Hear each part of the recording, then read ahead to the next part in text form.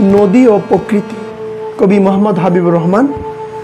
শ্রাবণের মেঘে নির্ঝরণীর কোলে একে বেঁকে জলপথে অবলীলায় বয়ে চলে। দুর্বার গতি জীবনের সায়ান্নে দৃষ্টিপাত অসীমের গহীনে। একে বেঁকে অগ্রসমান নদীর নহর, নদের টানে যাচ্ছে তেপান্তর। কোথায় হারিয়ে গেল বধুয়ার শিখর, তাহারে খুঁজে বেড়ায় অবুঝ নাগর। কাতরাচ্ছে অথই পানিতে, সুজন সখী নেই পাশে। কি যাতনা চিত্তের প্রকোষ্ঠে।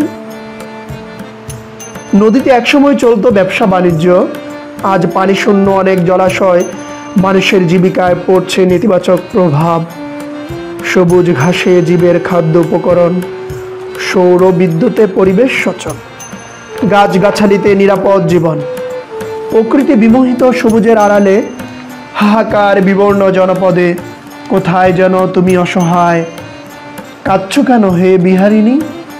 তোমার ভাগ্যাকাশে শ্যামবাদল, লণ্ড ভণ্ড সব আচমকা ঝরে। মত্তের লোকের কপটতায় পরমাত্মা হাসছে অবলীলায়। অসংলগ্নতা ঘূর্ণায়মান চৈতন্য ব্যবসায় দিচ্ছে ডাক পুনর্জাগরণে। ধরাধামের নাট্যশালায় যখন সবাই শিল্পী, কেউ রূপালী পর্দায় নৈপুণ্যে সেরা, আবার কেউ সমকালীন বাস্তবতায় শোভন। বাস্তব জীবনেই মানুষের বেশি অভিনয়, অথচ তার কপট দাবি সে অভিনেতা নয়। প্রকৃতিতেও চলে মান অভিমান, ধ্বংসলীলায় পাবে শৈল্পিক গঠন।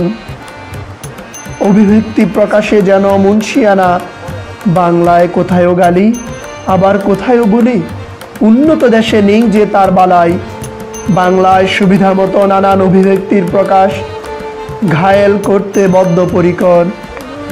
প্রকৃতিতে ঘূর্ণায়মান নানান পুঁথির কথামালা, জনপদে নানান ধর্মশালা। পর্যবেক্ষণে উঠে আসে নানান বৈরিতা, যে যার মতো করছে বাহাদুরি।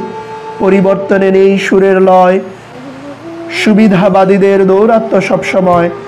জলাশয়ের ভাঙ্গনে সব বিলীন, মানুষ কিন্তু হারাবার নয়।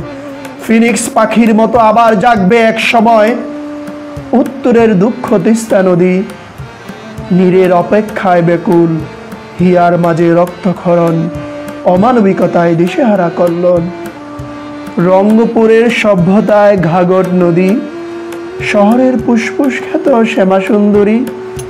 জনপদের অমানবিকতায় ভঙ্গুরতা, পরিবেশ হয়ে উঠছে উতলা।